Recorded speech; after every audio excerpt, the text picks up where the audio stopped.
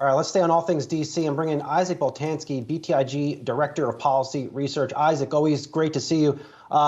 Really, I would say interesting, to say the very least, poll out from the New York Times today on the Biden presidency. Only 13% of those surveyed see the country moving in the right direction. Love to get your take on that. Look, I think that there are a number of reasons for that. And I think it's one of the reasons that we are so bullish about the House flipping to Republican control. But look, this is a White House that in some ways appears somewhat rudderless.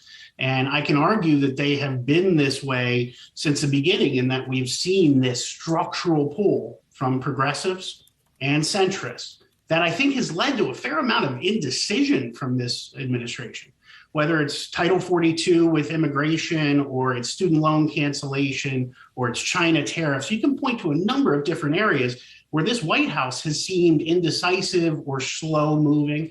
And it doesn't help that the public perception regarding the president's age continues to be an anchor on sentiment. And so with sentiment as well, is anything that has been talked about getting done or even campaigned on prior to the president taking office? And what's been the actuality? And that actuality has also meant you've run up against Kyrsten Sinema, people in your own party like Manchin as well. And so with that in mind, how much more critical does that make the midterm elections for the constituents who are looking at the Democratic Party and even on the other side where they're expecting on the GOP side to run away with a mass amount of seats? Yeah, look, we've joked before together as we've talked about this that the most powerful Joe in D.C. may not be Joe Biden, it's Joe Manchin. And we're continuing to watch the negotiations between Senator Joe Manchin from West Virginia and Senate Majority Leader Chuck Schumer over this last-ditch effort to get a reconciliation deal done. As you remember, it used to be called Build Back Better, but now it's much more so build whatever Joe Manchin will let us build. Based on the total scale and scope of the negotiations. There is still a shot for that. I think the odds are against it happening, given the calendar and given the fact that they're still debating some really important issues, from the SALT deduction to the global minimum tax, let alone we don't know what the House is going to do on that end. So for me, I think that one's still a long shot. There are some things that are going to pass later this year. I think you can get some semiconductor funding, although I agree with Kevin that it looks like the whole package is going to have to be slimmed down, or we're going to have to see some movement for that. We'll get our annual defense bill. I think we'll get cannabis banking and maybe some targeted tax provisions. But that's it. And then we're going to enter a period of divided government where nothing happens legislatively for 2 years. For 2 years, Isaac. And so what do investors need to then be aware of as a sort of, like, is there an outside chance that the Democrats, for example, do better than expected in the midterms? And what would the implications of that be? Or should we just sort of discount that as investors at this point? You know, from my seat, I feel highly confident that the House is going to flip. Whether you're looking at history, in which case the president's party typically loses on average 27 seats in the House. And the only times that the president's party has actually maintained control of the House has been when the president has a much better approval rating than President Joe Biden. So what I tell clients is the House is going to flip.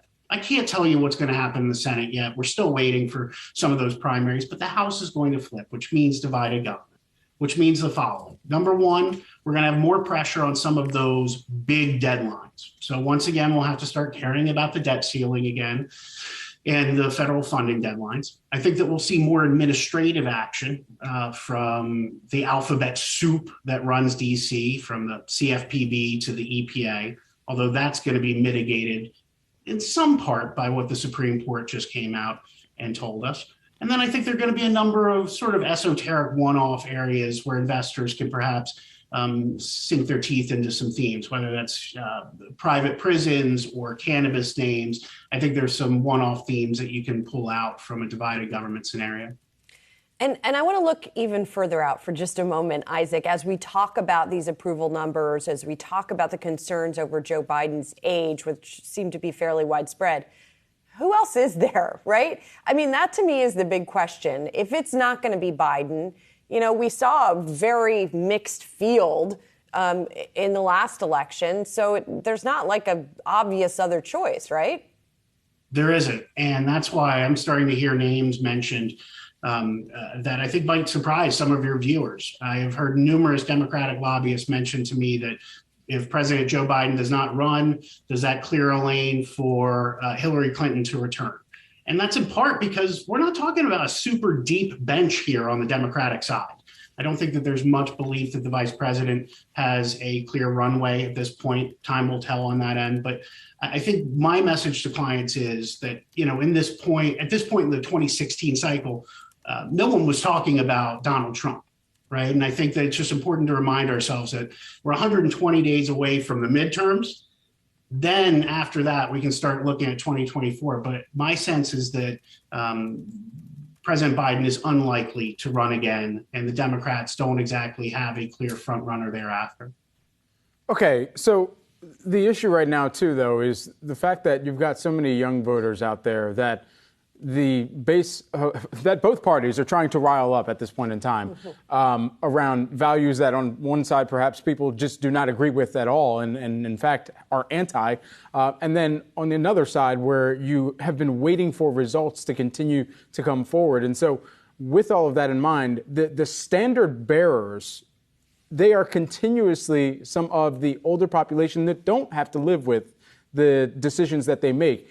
Is that a clear thread? Is that a clear kind of thought that a lot of people are going to take with them to the polls, to the midterm, as we know that even around election reform, we've been having continued conversations around how it can just be more accessible while there's still this backdrop of people trying to make it less accessible? Yeah, look, there's a lot in your point that we should pull the thread on, but I'll tell you this. From my seat, there are a number of reasons why we're having this problem, one of which is that we've narrowed the aperture through which qualified candidates can go through to serve the public, whether that's through a confirmation process or through running for political office. It's just much harder to get qualified people to want to go through, for example, a Senate confirmation process or a primary in which we see the extremes from both parties dictating the terms. So that's one of the issues I think we have, and one that, frankly, I think is being felt by the lack of a deep bench on either side of the ideological spectrum and the lack of a clear center in the conversation as well. And so, look, I hate to say this, and this is why most people leave conversations frustrated with me, but there is no clear answer to fixing our political system. We didn't get into this problem overnight. It's been generations of apathy and frustration and broken promises by both sides. And so there is no single panacea here.